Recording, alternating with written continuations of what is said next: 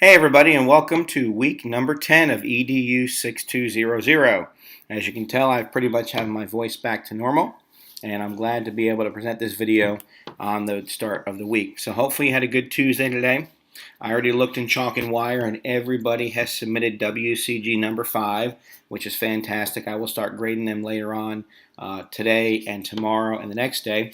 I also saw most of you had done the posts by last night. I started grading them as well, and I will keep grading those this evening and tomorrow. And I'm pretty much caught up with all the grading. You saw the exam scores were in as well. So we're definitely on the right track starting off the second half of the semester, which is fantastic. I'm glad we've gotten back to normal, and I hope the rest of your regular things have gotten back to normal as well, with the storm being long gone. And hopefully we don't get hit again by something like that for a very long time. So we're moving on to week number 10.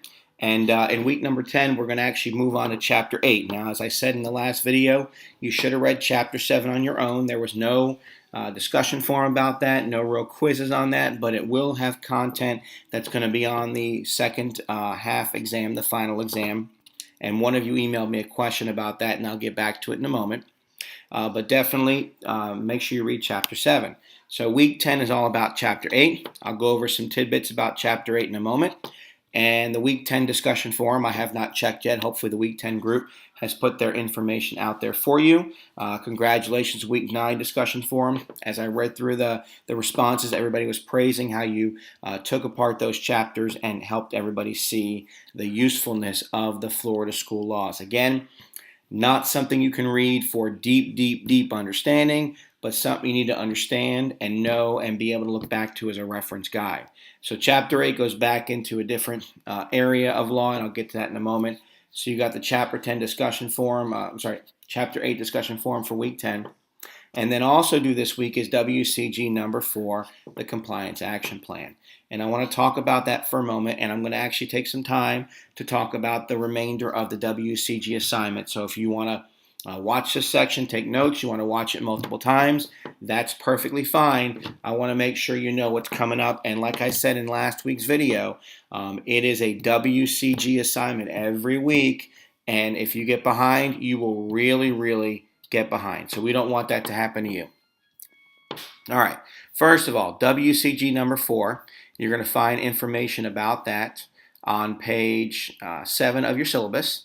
And it talks about identifying one challenge from assignment 3. So if you remember, it's been a few weeks now, but it was actually one of those assignments that we had to delay and give you extensions on because of all the storm things messing up school. And that was the WCG number 3, the Compliance Action Plan. So now you're going to do a presentation. So it's a totally different piece here in WCG number 4. You're applying what you learned in WCG number 3.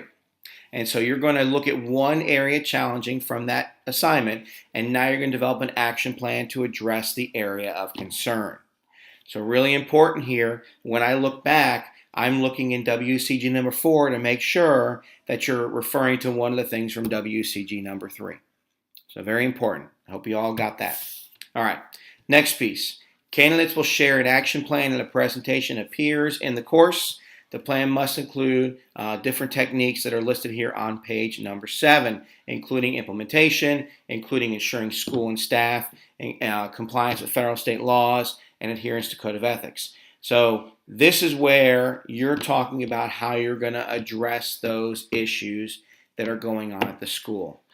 This is you and what you would do in the case of you being the school administrator. Now, you may present this as a PowerPoint, you may present it as a Prezi, you might do a video, you might do a Powtoon, whatever it is.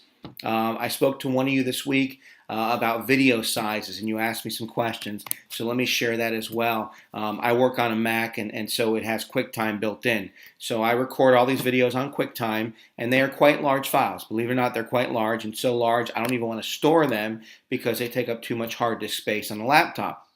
So I quickly use a program called Handbrake, Handbrake, Handbrake, and another program called VLC Player, V Victor L Larry C Charlie.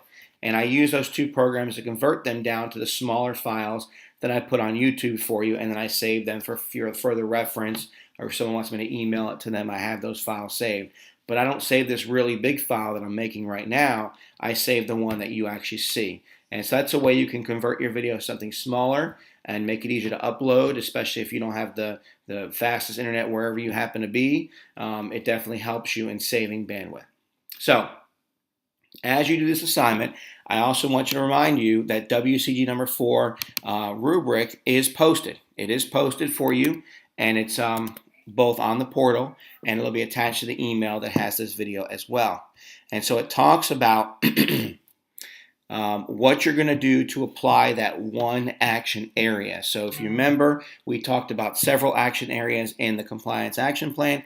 Now we're talking about one. So how are you going to implement those guidelines? That's number one. Number two, how are you going to use different strategies to make sure that you accommodate in that area? So this rubric here goes right into that piece. It applies all right back to that one element. It's a lot of the same information, but more specifically, it's only about the one area. And so you want to make sure you pick that one area you looked at and include that information. Now, there is no summary on this one, not like some of the previous ones, but you do have to make sure it's in a logical, sequential, and interesting manner, basically. And if you want to send it to me ahead of time, you can. I am going out of town Saturday to go to the Florida-Georgia game in Jacksonville, but I am around on Sunday if you want me to look at it. I'm also around Friday night. So as long as I get it, maybe Saturday night, Sunday morning, I'll look at it. Or if I get it Friday night, I'll look at it as well before you submit it, and that's perfectly fine. I don't mind doing that for you. So that's going to be WCG number 4, which is due this week. All right, everything this week is due by Monday, 11:55 p.m. That is on the 30th, so not Halloween, the 30th. I'm not sure yet if I'm coming to you next week in a video on Halloween itself. If I do, maybe I'll wear a costume, maybe I won't. We'll see. I will keep you all guessing. But I do want to go back to the syllabus with you because I want to refer to some very important things. First of all, discussion forums. Several of you, and I'm not naming names because I don't want to point anybody out, are not posting your initial post quick enough. And I understand you're busy. I realize school keeps you busy and you're working a full-time job and doing this online. But it does make it a whole lot better because, unfortunately, those of you who are quick to post, you wind up replying to each other and never to the people who wait to post after Friday. And so what I'm hoping you will start doing as we go to the second half of the course is try and post your initial post by Friday, Saturday the latest. That way others have a chance to read it and respond to you, and they're not just responding to the same people week in and week out. Some of you actually wait to respond, and that's great, but like me, I'm one of those people, I want to get it done. And so I might be one of those who respond to the same 3 or 4 people every week. And that was not the intention of the discussion forum. So if you can try and do that, that would be fantastic. We would all appreciate that. All right, week 11. Week 11, we go into chapter 9, and that's going to come in a later section I'll talk about. But WCG number 7 is in week 9. WCG number 6 is in week 12. WCG number 10 is in week 14. I'm sorry, 11, 14, week 13. And then finally in week 14 is WCG number 8. So that's 6, 7, 8, and 10. Remember we did 9 way back when. That was one of the first ones we did. So 6, 7, 8, and 10. I'm going to come back in the syllabus with you, and I'm also going to post these rubrics for you. The first one is 6, and 6 is over on page 8. And this is the field experience assignment, professional development. So in this assignment, and I'm warning you now because you got a couple of weeks to think about it, and I talked about it last week, you're going to actually present information that you gathered and work with your school administrator to deliver professional learning opportunity. So everything you did for number 5, you just submitted to me yesterday, you're going to now use that to deliver a professional development opportunity that does one of those 3 areas. So it's listed on page 8. It says professional practice, enhances leadership practices, aligns with needs of the school and school system. So we want to make sure you're addressing those 3 areas, and you're going to do that presentation, but you're going to submit a 1-page reflection. So this is interesting. When you look at the rubric for WCG number 6, it might confuse you, but It talks about activity identification. It talks about activity development. It talks about professional learning delivery. It talks about reflection. So you're submitting two things. Two things here, very important. You got to make sure you get both things turned in. This includes your presentation so I can actually look at it. Now, you don't have to video yourself, but if you really want to, that's a great way to grow, by the way. I videoed myself a whole lot as a young teacher, as a young presenter, to see what I was doing and not doing. But you can do that. What I'm looking for you to upload is the presentation you deliver. So if it's a PowerPoint, you'll put that up there. If it's a Prezi, you'll give me the link.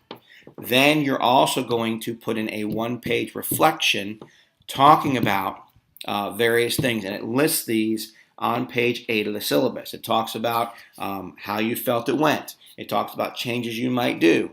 It talks about things you might do differently if you were a future administrator. So all those things are important. And WCG number 6 also requires a field experience administrator feedback form. So don't forget that one. Some of you have put them in chalk and wire. That is not required. They're all going to go to Dr. Hassan when you're done, and there are 4 for this course. There are 4 for this course, and they're listed on the right-hand side of the main page in the portal. Okay, that's number 6. Number 7 is the next one. School and local community research assignment.